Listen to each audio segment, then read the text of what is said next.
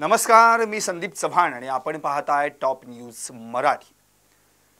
पुन्हा एकदा राहुल सोलापूरकर आणि पुन्हा एकदा त्यांची घसरलेली जीभ। राहुल सोलापूरकर यांना झालंय तरी काय? त्यांची जीभ काही वळवळायची थांबेना। आधी छत्रपती शिवाजी महाराज यांच्याविषयी आक्षेपार्ह वक्तव्य केलं आणि मग अगदी 2-4 दिवसांमध्येच त्यांच्याकडून आणखी एक नवीन वक्तव्य समोर आलं, पण ते देखील बरळलेलंच। आणि हे वक्तव्य होतं महामानव भारतरत्न डॉक्टर बाबासाहेब आंबेडकरांविषयी। राहुल सोलापूरकर यांना नेमकं याच्यातून काय सूचित करायचंय हा आता यक्ष प्रश्न सगळ्यांसमोर उभा राहिलाय। छत्रपती शिवाजी महाराज आग्र्याहून सुटताना लाच देऊन सुटका केली म्हणे, असा नको तो जावई शोध या राहुल सोलापूरकरांनी लावला। अर्थात त्यामुळे सगळीकडे शिवभक्त शिवप्रेमी संतापले, निषेध व्यक्त करण्यात आला। राहुल सोलापूरकरांच्या फोटोला जोडे मारण्यात आले, फोटो फाडण्यात आले, प्रतिमा जाळण्यात आल्या, घराभोवती अक्षरशः पोलीस संरक्षण ठेवण्यात आलं। पण एवढं सगळं होऊनही राहुल सोलापूरकर काही थांबण्याचं नाव घेईनात। कारण राहुल सोलापूरकर यांना नेमकं या सगळ्या गोष्टीतून आपली का विद्वत्ता पाजळाविषयी वाटते हाच प्रश्न पडतो। गेले अनेक वर्ष राजर्षी शाहू महाराजांची भूमिका निभावलेले हेच ते राहुल सोलापूरकर। अभिनेते म्हणून विविध चित्रपट मालिका नाटकांमधून आपली भूमिका वठवणारे हेच ते राहुल सोलापूरकर। आणि आता छत्रपती शिवराय आणि भारतरत्न डॉक्टर बाबासाहेब आंबेडकरांवर नको ते अनुदार उद्गार काढणारे राहुल सोलापूरकर। आता राहुल सोलापूरकरांनी डॉक्टर बाबासाहेब आंबेडकरांविषयी एका पॉडकास्ट मध्ये मुलाखत देताना अतिशय विचित्र विधान केलं। मी तर म्हणतो की सत्सत विवेक बुद्धी ज्या माणसाची थाऱ्यावर असते तो असं विधान कधीच करू शकणार नाही।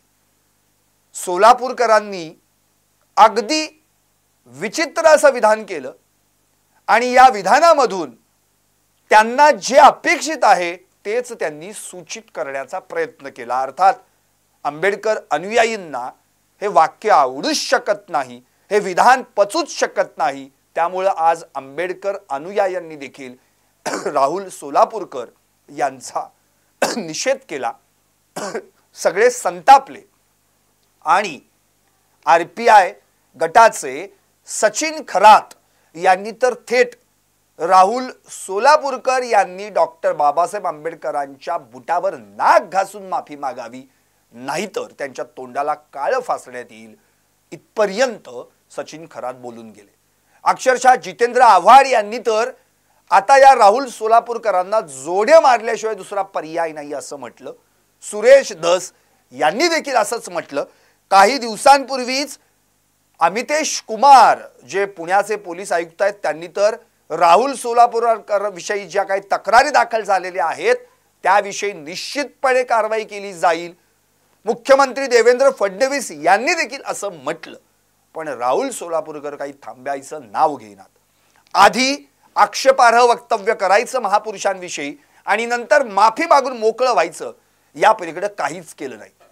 काही दिवसांपूर्वी छत्रपती शिवरायांविषयी त्यांनी अनुदार उद्गार काढले, मग माफीनामा जाहीर केला आणि त्यानंतर तर भांडारकर प्राच्यविद्या संशोधन मंडळाच्या विश्वस्त पदाचा राजीनामा देखील देऊन टाकला।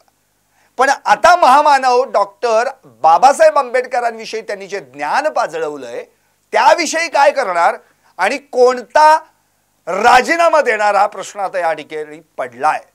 कारण ते काय म्हणालेत ना, हे एकदा फक्त वाक्य मी तुम्हाला ऐकवणार आहेच आणि त्यानंतर आपण या विषयाला चर्चा करणार। म्हणजे अगदी सुरुवातीला राहुल सोलापूरकर नेमकं काय बरळलेत, त्यांची जीभ कशी वळवळली आहे पुन्हा एकदा हे ऐकूयात, मग कळेल की ते काय म्हणाले होते। आणि रामजी सकपाळ नावाच्या एका बहुजनाच्या घरात जन्माला आलेला एक भीमराव, की जो आंबावडेकर नावाच्या गुरुजींकडनं दत्तक घेतला जातो, त्यांचंच नाव घेऊन नंतर भीमराव आंबेडकर म्हणून मोठा होतो.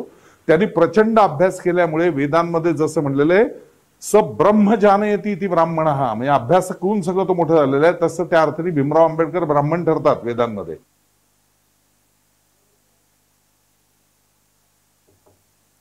ऐकलत, राहुल सोलापूरकर यांनी डॉक्टर बाबासाहेब आंबेडकरांविषयी पाजळवलेलं हे ज्ञान आपल्या कोत्या बुद्धीनुसार त्यांना जे काही म्हणायचंय ते म्हणून गेले. नुकतंच काही वेळाच पूर्वी त्यांनी या संदर्भात माफीनामा देखील मागितलाय. पहिल्यांदा त्यांचं वक्तव्य पुन्हा एकदा मी तुम्हाला ऐकवतो प्रत्यक्षामध्ये. ते काय म्हणाले होते? रामजी सकपाळ नावाच्या बहुजनाच्या घरात जन्माला आलेला एक भीमराव, की जो आंबवडेकर नावाच्या गुरुजीकडून दत्तक घेतला जातो आणि नंतर त्यांचंच नाव घेऊन भीमराव आंबेडकर म्हणून मोठा होतो. त्यांनी प्रचंड अभ्यास केल्यामुळे वेदांमध्ये जसं म्हटलेलं आहे ब्रह्मजानाती ब्राह्मणः, अभ्यास करून ते मोठे झालेले आहेत, त्या अर्थानं भीमराव आंबेडकर ब्राह्मण ठरतात वेदांमध्ये. आता अशी जर आक्षेपार्ह वक्तव्य राहुल सोलापूरकर यांनी केली असतील आणि त्यानंतर लगेच काही वेळानंतर त्यांच्याविषयी जेव्हा त्यांच्या वक्तव्याविषयी निषेध करायला सुरुवात होते तेव्हा माफी मागितली जाते, तेव्हा या राहुल सोलापूरकरांविषयी काय म्हणायचं? या माफीनाम्यामध्ये त्यांनी काय म्हटलं? 23 नोव्हेंबरला मी कोणता तरी एक पॉडकास्ट केला होता आणि त्या पॉडकास्टमधली 1-2 वाक्य अशी इकडून तिकडून तोडून मोडून जोडण्यात आली आणि मग छत्रपती शिवरायांविषयी मी लाच हा शब्द वापरला, त्याबद्दल माझा निषेध करण्यात आला किंवा शिवप्रेमींच्या भावना दुखावल्या. मी त्यावेळी छत्रपती शिवरायांच्या राजकारणाविषयी बोलणार होतो आणि बोलत होतो, अशी सारवासारव त्यांनी मागच्या व्हिडिओमध्ये केली आणि आता देखील. आणि आता पुन्हा माफीनाम्यामध्ये ते काय म्हणालेत की मुळातच महामानव डॉक्टर बाबासाहेब आंबेडकर यांच्याविषयी मी जे विधान केलं त्यातली देखील 1-2 वाक्य तोडून मोडून फोडून वापरण्यात आली आणि हे सगळं झाल्यानंतर मग तो व्हिडिओ प्रसारित करण्यात आला. पण प्रश्न हा आहे की तुम्हीच त्या वाक्यामध्ये एक वाक्य बोललेला आहात, तुमच्याच वाक्यांमधलं एक वाक्य आहे की माणूस कोणत्या घरात जन्माला आला यावरून त्याची जात ठरत नसते, तर त्यांनी कोणती कर्म केली यावरून, त्याच्या गुणांवरून त्याचं कौशल्य, त्याचं अस्तित्व ठरत असतं. मग ही एवढी सगळी भूमिका तुम्हाला मांडायची असते, मग जात मध्ये आणताच कशाला सोलापूरकर? तुम्ही काय बोलून गेलात की वेदांमध्ये वेदानुसार डॉक्टर बाबासाहेब आंबेडकर ब्राह्मणच ठरतात म्हणे. अहो, मुळात हे वाक्य बोलताना डॉक्टर बाबासाहेब आंबेडकरांच्या अनुयायींना हे वाक्य पचणार रुचणार आहे का याबद्दल तरी किमान विचार करायला हवा होता. पण तुम्ही बोलताय काय? कारण मुळातच आधीच छत्रपती शिवरायांविषयी नको ते बेताल वक्तव्य करून तुम्ही समाजाचा रोष तो ओढवून घेतलाच, शिवप्रेमींचा रोष ओढवून घेतलात आणि आता पुन्हा एकदा डॉक्टर बाबासाहेब आंबेडकरांविषयी आक्षेपार्ह विधान करून पुन्हा एकदा आणखी तुमच्याविषयीचा रोष तुम्ही वाढवण्याचा प्रयत्न केला. कारण तुम्ही जे बोलताय ना ती केवळ एक चौकटीतली बुद्धी म्हणून तुम्ही बोलता. आंबेडकरांविषयीचं ज्ञान, अहो कितीतरी संदर्भ ग्रंथ आहेत, कितीतरी चरित्र आहेत. चांगदेव भवानराव खैरमोडे यांचा आहे, कितीतरी जणांनी लिहिलेला आहे, त्यांच्यावर प्राध्यापक हरी नरकेंनी लिहिलेला आहे. आपण किमान हा विचार तरी करायला पाहिजे की संदर्भ ग्रंथांमध्ये काय म्हटलेलं आहे, तुम्ही काय बोलताय याविषयीची भूमिका पहिल्यांदा पडताळून घ्यायला पाहिजे. खरं तर पुणे हे विद्येचं माहेरघर, याच पुण्यात तुम्ही शिकलात, लहानाचे मोठे झालात. पण या पुण्यातल्याच तुमच्यासारख्या व्यक्तींना अशी वाक्य बोलणं म्हणजे तुम्ही कोणत्या युनिव्हर्सिटीत शिकलात आणि कोणत्या शाळेत शिकलात याविषयी तर आता संदिग्धता निर्माण झालेली. कारण की त्या शाळेत आणि त्या विद्यापीठात असं कधीच शिकवलेलं गेलं नसेल.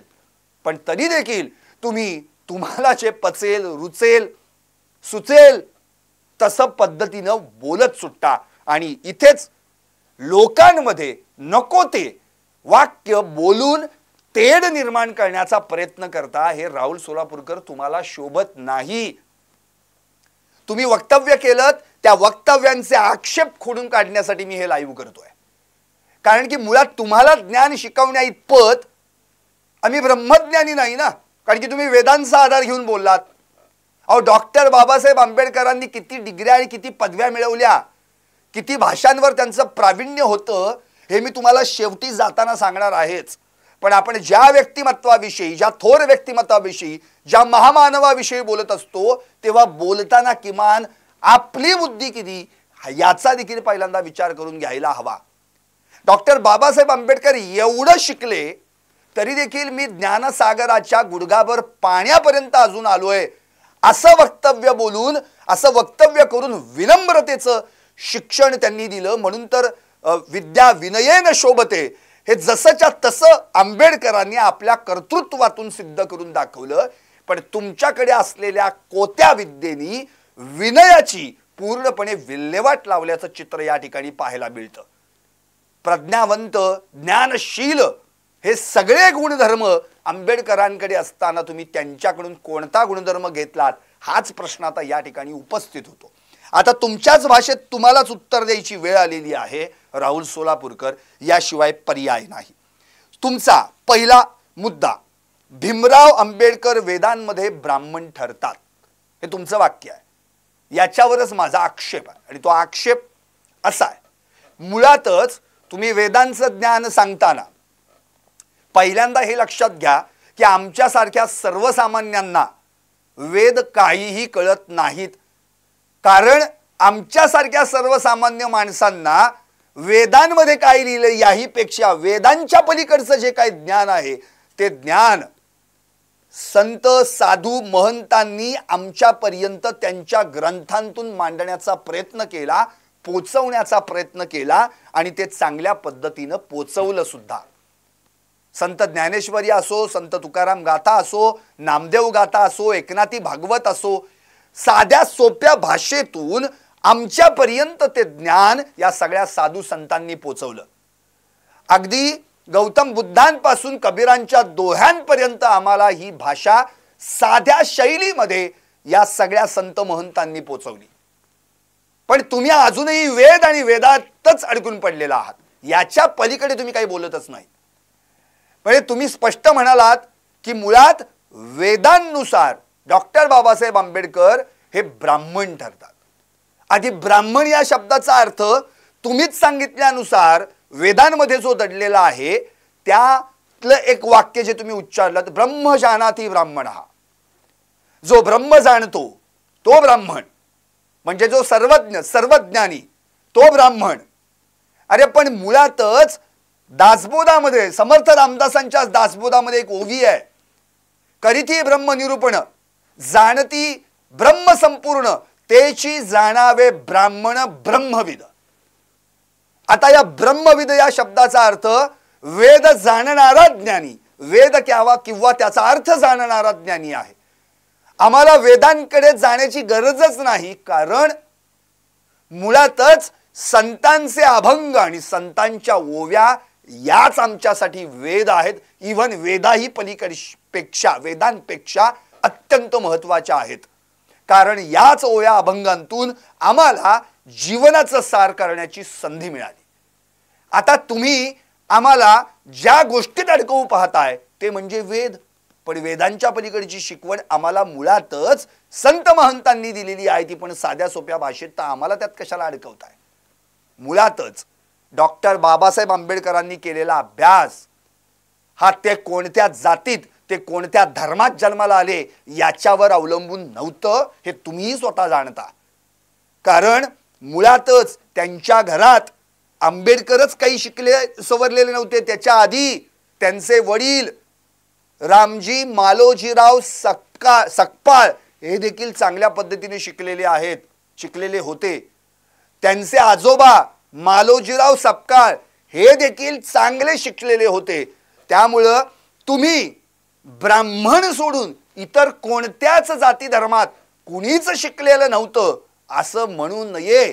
आणि त्याच अशा एका विशिष्ट जातीतून शिकून आंबेडकरांनी खूप मोठा अभ्यास केला म्हणून वेदांनुसार ते ब्राह्मण ठरतात.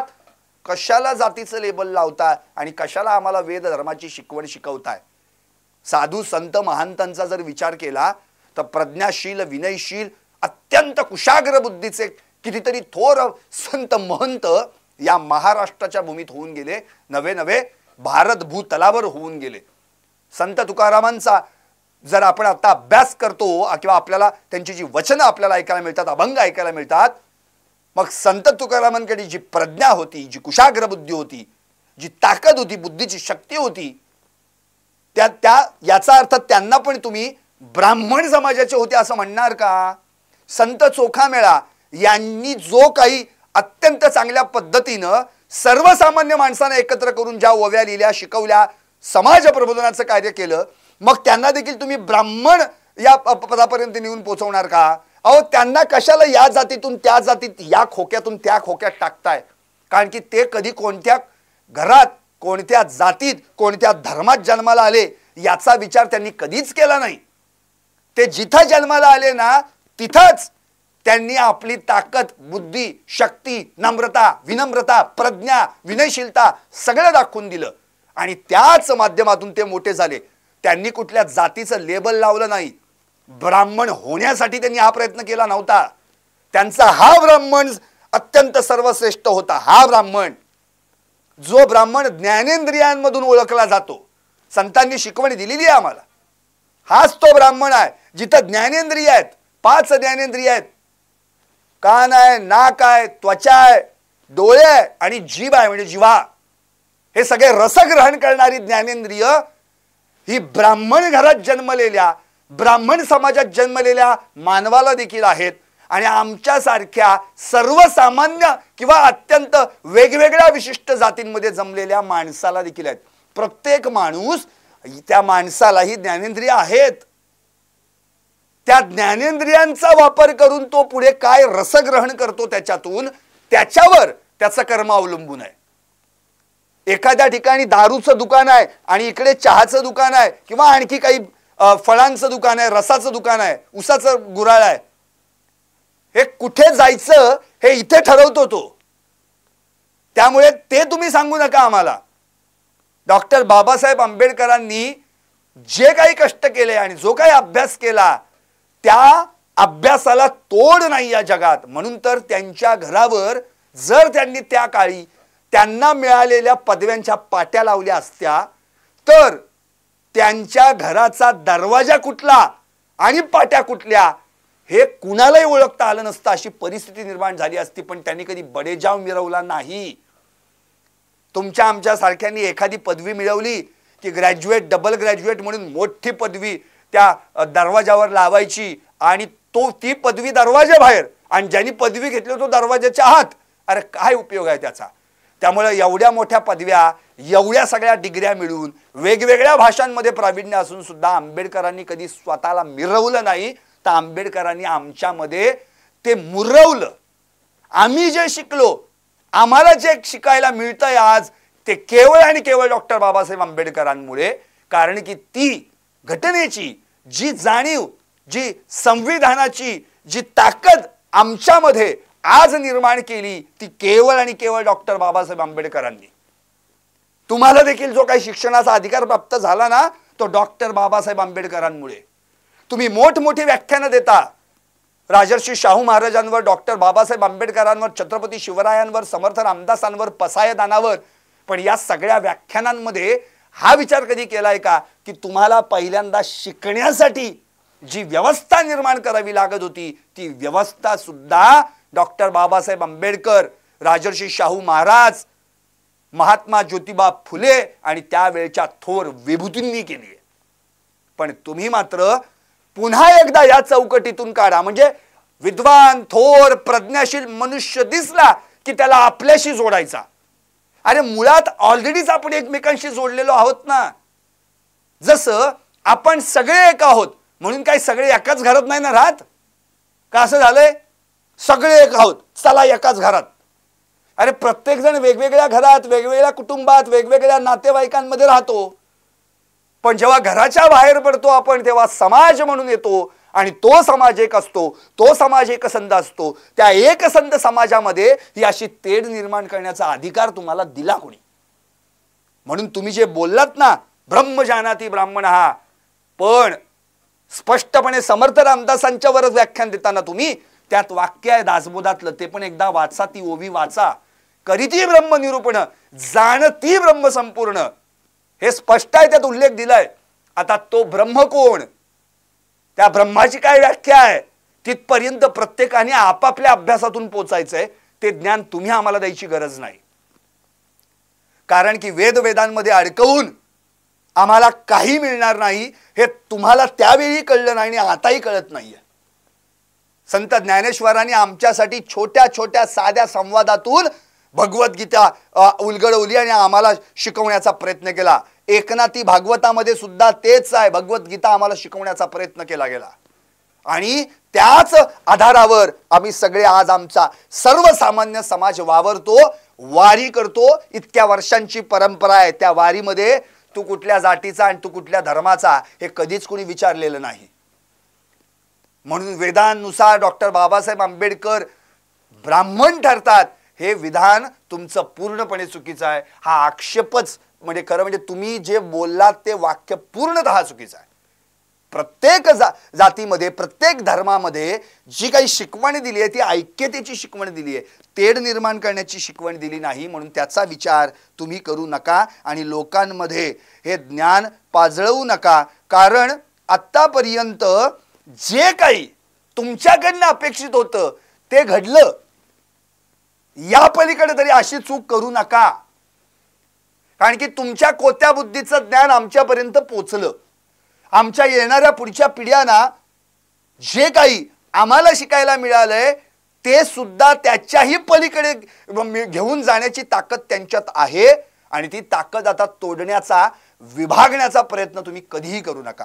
म्हणून तुम्ही जे नाव म्हटलं काय, एक भीमराव की जो आंबवडेकर नावाच्या गुरुजींकडून दत्तक घेतला जातो. आता हा दुसरा आक्षेप आहे माझा. आंबवडेकर नावाच्या गुरुजीकडून दत्तक घेतला जातो आणि नंतर त्यांचंच नाव घेऊन भीमराव आंबेडकर म्हणून मोठा होतो. हे पूर्णपणे चुकीचं आहे. म्हणजे तुम्ही आंबेडकरच वाचले नाहीत, तुम्हाला आंबेडकर कळालेच नाहीत, तुम्हाला माहीतच नाही की आंबेडकर कधीच दत्तक गेले नव्हते. तुम्हाला आंबेडकर या नावाचा इतिहास तरी माहिती आहे का? आंबेडकर हे नाव कोणा स्क्रीनवर बघा, मी स्क्रीनवर माहिती दिली, राहुल सोलापूरकर बघत असाल आणि तुम्ही वाचला असाल आणि तुमच्या विस्मृतीत गेला असेल तर तुम्हाला स्क्रीनवर दिसेल. ज्या गुरुजींचा तुम्ही उल्लेख करताय ना त्या गुरुजींचा मी उल्लेख त्यात केलेला आहे. हे जे गुरुजी आहेत या गुरुजींचं 1934 मध्येच निधन झालेलं आहे आणि या गुरुजींची आणि आंबेडकरांची भेट 1900 ते 1904 या 4 वर्ष झाली, फक्त 4 वर्ष. मग काय फक्त 4 वर्ष दत्तक गेले का ते? अहो तुम्ही काय बोलताय आणि काय माहिती सांगताय? तुम्हाला सगळा हा आंबेडकरांचा इतिहास, या नावाचा इतिहास सांगण्यासाठी आज खरी गरज आहे. ऐका, हा इतिहास कळल्याशिवाय तुम्ही बोलू नका. म्हणून पहिल्यांदा ना मुळात जाऊ, मूळ शोधूयात आपण आणि मग कळेल तुम्हाला की नेमकं काय म्हणायचंय ते. डॉक्टर बाबासाहेब आंबेडकरांच्या आजोबांचं नाव होतं मालोजीराव सकपाळ. ते ब्रिटिश राजसत्तेच्या सैन्यात शिपाई होते. ऐकताय ना? मालोजीराव सकपाळ सैनिकी शाळेत शिकले होते, म्हणजे ते निरक्षर नव्हते, सुशिक्षित होते. दुसरा मुद्दा, त्यांचे सुपुत्र म्हणजेच डॉक्टर बाबासाहेब आंबेडकरांचे वडील रामजी मालोजीराव सकपाळ हे जे आहेत ते देखील उत्तमरित्या शिकले होते, उत्तम इंग्रजी बोलत होते. त्यांचं नॉर्मल हायस्कूल मध्ये मॅट्रिक झालं होतं, ते मॅट्रिक होऊन उत्तीर्ण झाले होते. पुढे ब्रिटिश भारतीय सैन्यामध्ये ते सुभेदार झाले आणि नंतर सैनिकी शिक्षक बनले. केवळ सैनिकी शिक्षकापर्यंत मर्यादित नाही राहिलेत, नॉर्मल स्कूल मध्ये ते मुख्याध्यापक पदापर्यंत पोहोचले. त्यामुळे आंबेडकरांच्या घराण्यात आंबेडकरांना आधी कोणी शिकलं नाही हे तुम्ही मिरवू नका आणि सांगू पण नका. कारण आंबेडकरांचं वय बसत नसल्याने शाळेत प्रवेश करण्यासाठी त्याच्यापूर्वीचा जो काही वेळ होता त्या वेळेत स्वतः रामजी सकपाळांनी म्हणजे आंबेडकरांच्या वडिलांनी आंबेडकरांना घरी शिक्षण दिलंय, अगदी कबीरांच्या दोह्यांपासून. कबीर पंथाची शिकवण त्यांनी अंगीकारलेली होती. त्यामुळे तुम्ही हे सांगू नका. दुसरी गोष्ट, महू म्हणजे मध्य प्रदेश जे स्टेट आहे त्यातलं महू, जे आता डॉक्टर बाबासाहेब आंबेडकर नगर या नावाने ओळखलं जातं, त्या ठिकाणी जी ब्रिटिश भारतीय सैन्याची छावणी होती ना, त्या गावात डॉक्टर बाबासाहेब आंबेडकरांचा जन्म झाला 14 एप्रिल 1891. आता त्यांना त्या काळात भिवा, भीम, भीमराव अशी नावं होती, ती प्रचलित होती. आता त्यांचं मूळ गाव कुठलं आहे तेही लक्षात घ्या. रत्नागिरी जिल्ह्यातील मंडणगड तालुक्यातलं आंबडवे असं गाव आहे. तुम्ही जो उल्लेख केलात ना याच्यात आंबवडेकर गुरुजी, नाही, तसं नाहीये ते. त्यांचं नाव होतं, त्या गावाचं नाव होतं आंबडवे. खासदार म्हणजे माजी खासदार अमर साबळे यांनी त्या गावाचं उत्तम प्रकारे चांगल्या पद्धतीने संगोपन आणि ती त्या काळात त्या गावाची भूमिका देखील क्लिअर केली होती. त्या गावात विकास करण्याचं देखील त्यांनी उत्तमाचं नियोजन केलं होतं.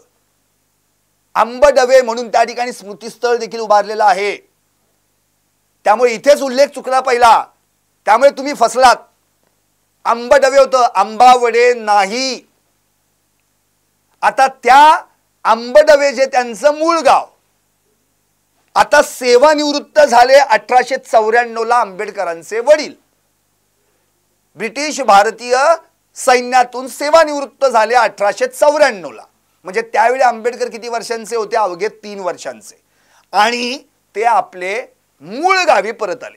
पण मूळ गावी जरी परत आले तरी ते मंडणगड तालुक्यातील त्या आंबडवे गावात राहायला नाही गेले. ते गेले ते त्याच्याच नजीक असलेल्या दापोलीमध्ये.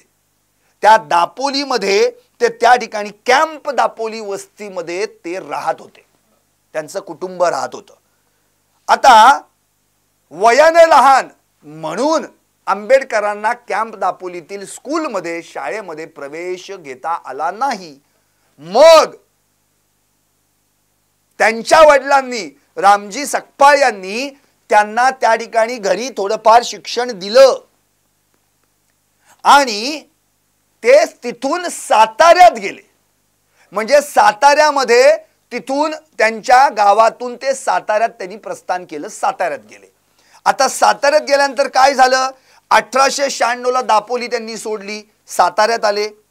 आता 1891 ते 1896 म्हणजे या दरम्यान 5 वर्ष पूर्ण झाली आणि मग आंबेडकरांना साताऱ्यातील कॅम्प स्कूल या मराठी शाळेत प्रवेश दिला.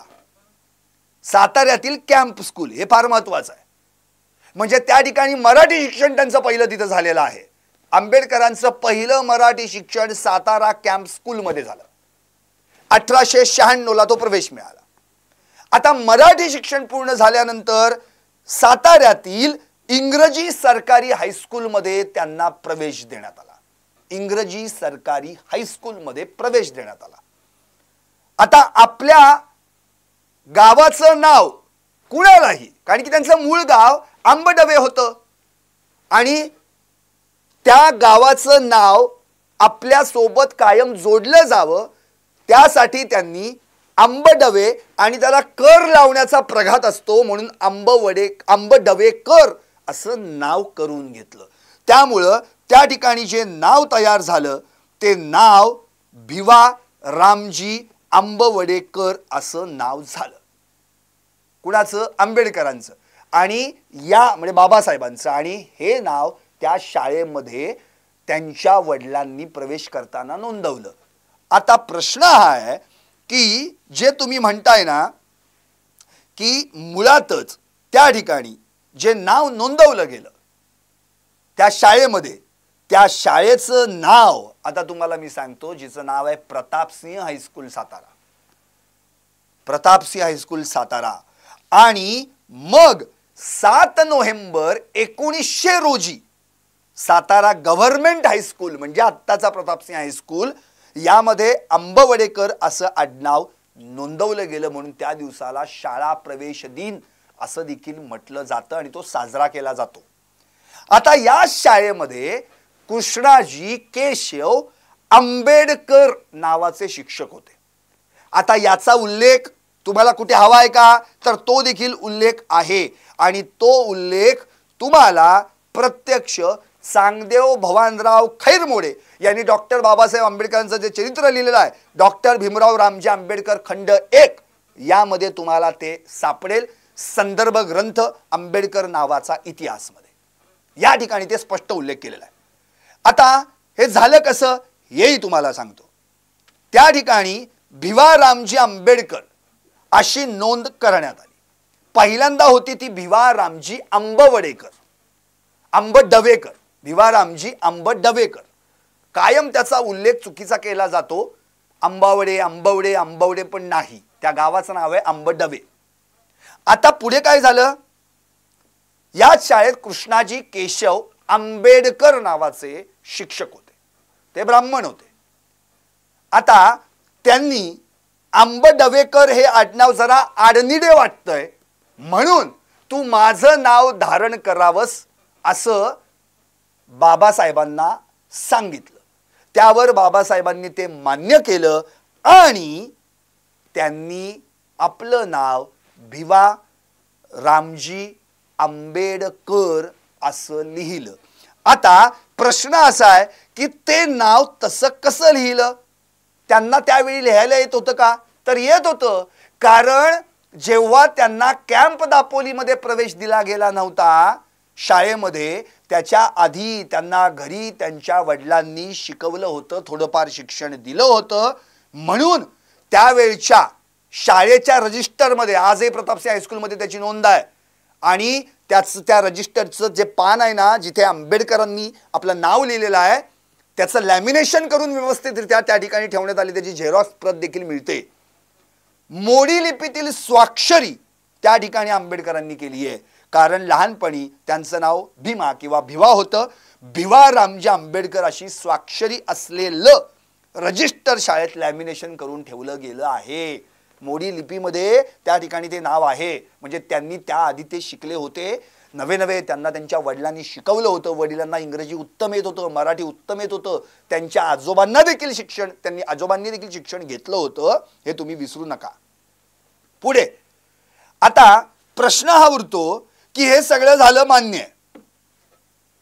1904 मध्ये त्यांनी 4थी इंग्रजीचं शिक्षण पूर्ण केलं. म्हणजे 1900 मध्ये ते प्रतापसिंह हायस्कूलमध्ये दाखल झाले, इंग्रजी शाळेमध्ये, सरकारी म्हणजे गव्हर्नमेंट हायस्कूल. 4 वर्ष ते त्या ठिकाणी शिकले, इंग्रजी 4थी उत्तीर्ण झाले आणि 1904 रोजी त्यांनी सातारा सोडलं आणि मुंबईला गेले, जे एल्फिस्टन हायस्कूलमध्ये त्यांनी त्या ठिकाणी प्रवेश घेतला, जे पहिले विद्यार्थी होते. आता 1900 ते 1904 या 4 वर्षात आंबेडकर या गुरुजींनी डॉक्टर बाबासाहेब आंबेडकरांना दत्तक घेतल्याचा संबंध येतो कुठे? का कशाला लोकांमध्ये ही फसवताय आणि लोकांना काही वाटेल ते सांगत बसताय?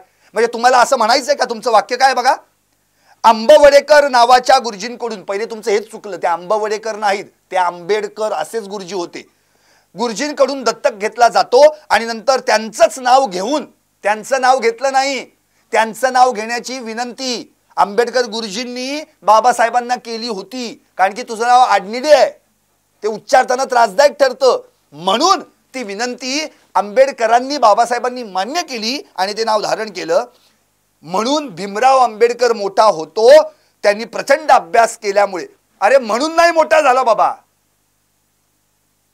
आंबवडेकर जरी नाव असतं ना तरी डॉक्टर बाबासाहेब आंबेडकर तितकेच मोठे झाले असते. नाव बदलून काय फरक नाही पडत. आधी त्यांचं नाव भिवा होतं, मग भीमा होतं, मग भीमराव होतं, आता तर डॉक्टर बाबासाहेब आंबेडकर म्हणतो आपण त्यांना. तेव्हा नाव भिवा घेतलं म्हणून काय आज ते बाबासाहेब आंबेडकर झाले नसते? लहानपणी तुम्हा आम्हाला जी काही टोपण नावं असतात त्या टोपण नावानी भले त्यांच्या घरातले हाक मारतील, तुम्ही आम्ही आदरानं मानानं डॉक्टर बाबासाहेब आंबेडकर असंच नाव घेतो आपण. नुसतं तुकाराम महाराज नाही म्हणत आपण, संत श्रेष्ठ जगद्गुरु तुकाराम महाराज म्हणतो आपण. नुसतं शिवाजी महाराज नाही म्हणत आपण, छत्रपती शिवाजी महाराज म्हणतो आपण. अहो त्यांचे वंशज आहेत ना, त्यांचा उल्लेख करताना देखील श्रीमंत छत्रपती असं म्हणतो आपण, आणि ते आदराचं आणि मानाचं स्थान आहे. तुम्हाला लाज वाटते का डॉक्टर बाबासाहेब आंबेडकर म्हणायला? आपण कुणाविषयी बोलतो आणि काय बोलतो या विषयाचा तरी विचार करायला हवा ना तुम्ही. आपण काय बोलतो आणि काय करतोय. आता 1900 ते 1904 4 वर्ष आंबेडकरांचं वय त्यावेळी जर आपण बघितलं तर 13 वर्ष. ते दत्तक कुठे गेले? ते तर स्वतः कुटुंबासह मुंबईला गेले. दत्तक कसे काय गेले? पुढे 1934 साली जे कृष्णाजी केशव आंबेडकर नावाचे गुरुजी आहेत त्यांचं निधन झालेलं आहे. इतकंच नव्हे, या दरम्यानच्या काळात आंबेडकरांनी स्वतः त्यांना भेटून त्यांचा यथोचित सन्मान केला आणि त्यांच्याविषयीची आठवण पण सांगितलेली आहे. वाचा, डॉक्टर भीमराव रामजी आंबेडकर खंड 1 चांगदेव भवानराव खैरमोडेंचं लेखन आहे, त्यात वाचा तुम्ही. काय म्हटलं होतं? त्या गुरुजींचं माझ्यावर विशेष असं प्रेम होतं. ते मला भाजी भाकरी खाऊ घालायचे न चुकता. त्यांचं माझ्यावर विशेष प्रेम होतं, न चुकता भाजी भाकरी खाऊ घालायचे. आंबेडकरांनी त्यांची आठवण ठेवली आणि भविष्यात त्यांना भेटले सुद्धा आणि यथोचित सन्मान देखील त्यांचा केला. ही शिकवण आहे. त्यामुळे तुम्ही आम्हाला हे सांगू नका त्यांचं नाव धारण केलं म्हणून ते मोठे झाले. काही संबंध नाही या गोष्टीशी. आणि पहिल्यांदा हे अज्ञान दूर करा. ते आंबेडकर गुरुजीच होते. आता त्यांना आंबेडकर नाव का पडलं हे पण सांगतो, म्हणजे पुढचंही तुम्हाला ऐकायला बरं होईल किंवा तेही ज्ञानात भर पडेल. आम्ही काय कुठं आभाळात नाही पडलो. आम्हाला पण हे ज्ञान हे संदर्भ ग्रंथ वाचल्यामुळे मिळाले. खरं म्हणजे आंबेडकरांवर ज्यांनी इतकं विपुल उत्तम लेखन केलेलं नाही ना, त्यांना मी हात जोडतो म्हणजे आभार मानतो मी की त्यांच्यामुळे आज आम्हाला आंबेडकर थोडेफार तरी समजण्याची संधी प्राप्त झाली. आंबेडकर गुरुजी यांचं पुण्यात मूळ गाव हे वांद्री होतं, वांद्री. आणि ते जे मूळ गाव होतं ते देखील रत्नागिरी जिल्ह्यातलंच होतं. आणि त्या ठिकाणी पेशव्यांनी त्यांना आंबेड गावाचं वतन दिलं. आंबेड गावाचं वतन दिलं, त्यामुळं आंबेडकर आडनाव पडलं. कारण की मगाशीच मी तुम्हाला म्हणालो होतो की कर हा शब्द मागे लावण्याचा प्रघात आहे. म्हणून जसं आंबेडकरांच्या वडिलांनी म्हणजेच रामजी सकपाळ यांनी त्यांच्या आडनावामागे आंबवडेकर हा जो शब्द आहे तो पूर्ण चुकीचा आहे, आंबडवेकर असं लावलं. तसंच या आंबेडकर गुरुजींनी देखील आंबेड गावाचं नाव वतन मिळाल्यामुळं आंबेड या शब्दाच्या मागे कर लावला आणि ते आंबेडकर झाले. नाहीतर त्यांचं मूळ गाव होतं रत्नागिरी जवळचं वांद्री. आता तुम्ही मला सांगा, आणि हे आंबेडकर त्या साताऱ्यामध्ये राहत होते मंगळवार पेठेतील व्यंकटपुऱ्यामध्ये. आज मंगळवार पेठ पण आणि व्यंकटपुरा पण आहे, जाऊन बघा. त्यांच्या आता पुढच्या पिढ्या यापुढे आता भविष्यात कार्यरत असतील.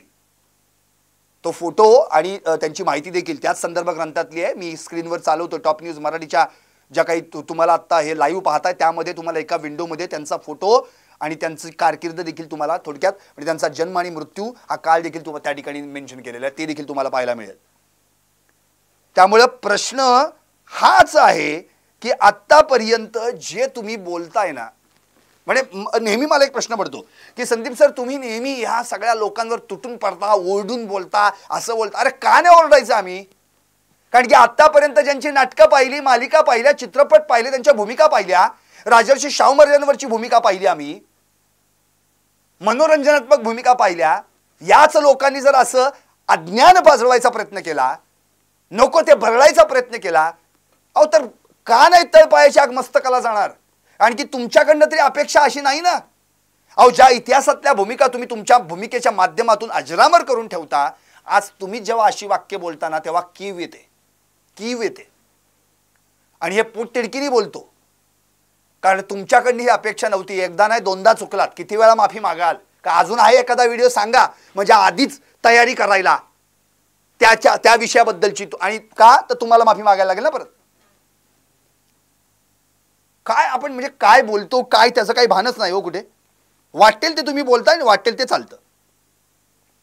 म्हणून मुळातच मी तुम्हाला जसं म्हटलं की आंबेड या गावावरून आंबेडकर झालं, जसं आंबडवे या गावावरून आंबडवेकर झालं, आणि मग या आंबेडकर गुरुजींची आणि आंबडवेकर बाबासाहेबांची जेव्हा गाठ झाली तेव्हा आंबेडकर हे नाव आंबडवेकरच्या ऐवजी आंबेडकर हे नाव बाबासाहेबांनी धारण केलं, आणि मग डॉक्टर बाबासाहेब आंबेडकर हे नाव बनलं, जे नाव आज जगभरात सामर्थ्यानं, ताकदीनं, विनम्रतेनं घेतलं जातं.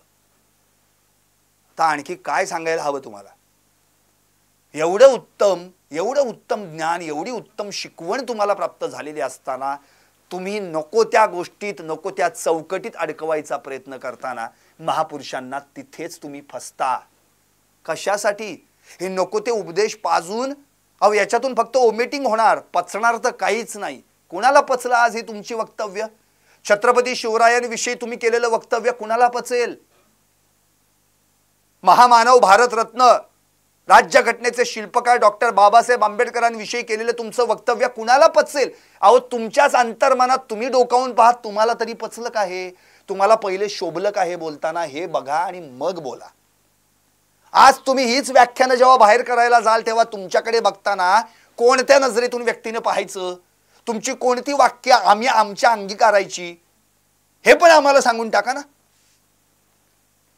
त्यामुळे तुम्ही जो आत्ता हा काही सगळा जो काही घाट घातलात ना या सगळ्या, आणि तुम्हाला काय सूचित करायचंय, काय सुचवायचंय तो तुमचा तुम्हाला लखलाप, पण लक्षात ठेवा आत्तापर्यंत या सगळ्या आयुष्यात जेवढं काही आम्हाला सामर्थ्य प्राप्त झालेलं आहे सर्वसामान्यांना संत महंतांमुळे आणि या थोर पुरुषांमुळे. छत्रपती शिवाजी महाराज असो, महामानव डॉक्टर बाबासाहेब आंबेडकर असोत किंवा आणखी कितीतरी, या सगळ्यांनी आमच्यापर्यंत त्यांनी कष्ट करून, त्यांनी मेहनत घेऊन जे काही पोचवलंय ना त्या ज्ञानातच आम्हाला राहू द्यात. आणि प्लीज कृपया करून इतिहास तोडा मोडायला जाऊ नका. जो काही रंजक इतिहास आहे ना, बनवलाय ना आधीच्या लोकांनी, आम्हाला त्या रंजक इतिहासात रमू द्या. छत्रपती शिवाजी महाराज पेटारातून आले, आम्हाला शिकवलं, हो शिकवलं, चांगलं आहे, चला. छत्रपती शिवाजी महाराज वेषांतर करून गेले, हो वेषांतर करून आले महाराष्ट्रात, चला चांगलं आहे, चाललंय. पण छत्रपती शिवाजी महाराज लाज घेऊन सुटले, हे आम्हाला अजिबात चालणार नाही आणि हे वाक्य आम्ही कधीही पचून देणार नाही. याचा निषेधच होईल. डॉक्टर बाबासाहेब आंबेडकर वेदांनुसार ब्राह्मण ठरतात, हे आम्हाला अजिबात मान्य नाही. का सोडताय तुम्ही? हो काय म्हणजे मला एक प्रश्नच पडतो की आपण ज्या अँगलनी तुम्ही जी चर्चा करताय किंवा जे बोलताना, ते बोलताना काहीतरी ताळतंत्र बाळगलं पाहिजे. ते ताळतंत्र तुमच्याकडे का दिसत नाही हा पहिल्यांदा प्रश्न येतो. कारण की आत्तापर्यंत तुम्ही इतक्या भूमिका वठवल्यात, इतक्या भूमिकांमधून तुम्ही आत्तापर्यंत लोकांपर्यंत पोहोचवण्याचा प्रयत्न केलात, शिकवण द्यायचा प्रयत्न केलात, पण त्या सगळ्या शिकवणीवर पाणी फेरलं तुम्ही. याच्या पलीकडे दुसरं काहीही केलं नाही. एवढंच या ठिकाणी मला म्हणावं असं वाटेल. कारण की तुम्ही जो प्रयत्न करायचा प्रयत्न करताय, आमच्यासारख्यांच्या डोक्यात काहीतरी घालायचा प्रयत्न करताय ना, तो प्रयत्न कधीही सफल होणार नाही. कारण की आमच्या मागे आमची राज्यघटना आहे, आमच्या मागे संतांचे ग्रंथ आहेत आणि आमच्या मागे या सगळ्या थोर पुरुषांनी दिलेली शिकवण आहे. आठवतंय तुम्हाला आर्य समाजाचे संस्थापक स्वामी दयानंद सरस्वती यांनी वेद या शब्दाचा अर्थ काय सांगितला होता? ज्ञान. ज्ञान पहावे आपणासी आपण, याची म्हणावे आत्मज्ञान. आत्मज्ञान, स्वतःविषयीचं ज्ञान. कशाला अहंकार, अभिमान, ताटा, गर्व पाहिजे हो? जे आम्हाला शिकवलं ते ज्ञान नम्रतेला धरून आहे, जे ज्ञान शिकवलं गेलं. यांनी वेद शब्दाचा अर्थ ज्ञान असा केला. आणि आर्य समाज जन्मसिद्ध जातीभेद मानत नाही, परंतु गुणकर्मांनी बनलेलं चातुर्वर्ण्य मानतो असं सांगितलं. त्यावेळी काय केलं होतं पुण्यामध्ये हो? त्यावेळी याच पुण्यातल्या काहींनी त्यांना इतका विरोध केला की एका गाढवाला गर्धभानंद असं नाव देऊन स्वामी दयानंदांची हेटाळणी करण्याच्या हेतून त्यांची त्या गाढवाची मिरवणूक काढलीत तुम्ही. आता तुम्हीच मला सांगा, हा कुठला न्याय होता आणि हे कुठले वेद होते आणि हे कुठलं ज्ञान होतं? सर्वसामान्य माणसाला ना 2 वेळचं अन्न मिळवण्यासाठी लागणारं ज्ञान पुरेसं आहे. जे 2 वेळचं अन्न मिळवताना कुणाला लुबाडून कुणाचं लुटून कुणावर दरोडा टाकून आम्ही खाणार नाही, तर स्वकष्टाने कमवून स्वकष्टाची भाकर खाऊ. हे जे ज्ञान आम्हाला दिलं ना, शिकवलं गेलं, तेच ज्ञान आमच्यासाठी वेदांत इतकंच महत्व आहे. नवे नवे वेदांपेक्षा महत्वाचं आहे, वेदांपेक्षा मोठा आहे. त्यामुळे कृपा करून या गोष्टीत पुन्हा एकदा या समाजाला अडकवण्याचा प्रयत्न करू नका. आधीच एकतर महाराष्ट्र पिचलाय या जाती व्यवस्थेत, या जाती भेदात. बघताय ना तुम्ही महाराष्ट्रात काय चाललंय. त्यामुळे कृपा करून हात जोडून विनंती आहे राहुल सोलापूरकर, प्लीज कृपा करून अशी वाक्य करत जाऊ नका, अशी वाक्य बोलू नका. मागच्या वेळी तुम्ही म्हणालात की जर तुम्हाला माझं बोलणं आवडत नसेल तर शिवाजी महाराजांविषयी मी, छत्रपती शिवाजी महाराजांविषयी मी एकही शब्द बोलणार नाही. मी हेच म्हणतोय, खरंच बोलू नका. आणि डॉक्टर बाबासाहेब आंबेडकरांविषयी देखील बोलू नका. कारण की तुमच्या बोलण्यानं जर अशी समाजात वितुष्टता आणि तेढ निर्माण होत असेल तर या बोलण्याला अर्थच काय आहे. त्यामुळे फक्त मला एवढंच सांगायचं जाताना, काळजी घ्या बोलताना. आणि की तुम्ही जे बोलताना ते शब्द लोकांच्या कानांपर्यंत जातात खरे, पण नंतर तेच शब्द शर बनून, बाण बनून उलटे फिरतात आणि मग त्याचा नाहक त्रास होतो, जे तुम्ही अनुभवलंय. तुम्हीच मला सांगा, महापुरुषांविषयी बोलताना आपण जर ताळतंत्र बाळगलं नाही तर पुढच्या येणाऱ्या पिढीला आपण आपल्या महापुरुषांविषयी काय सांगायचं आणि त्यांच्या समोर हा असा विक्षिप्त इतिहास निर्माण करायचा का, त्यातून त्यांनी काय वेचायचं. सोलापूरकर, राहुल सोलापूरकर, उत्तर द्या. माफी मागून चालत नाही. आधी बोलताना जर तुम्ही काळजी घेतली असती तर आज हे माफीनामे सुद्धा जाहीर करावे लागले नसते. पाहत राहा टॉप न्यूज मराठी, आपला महाराष्ट्र, आपली बात.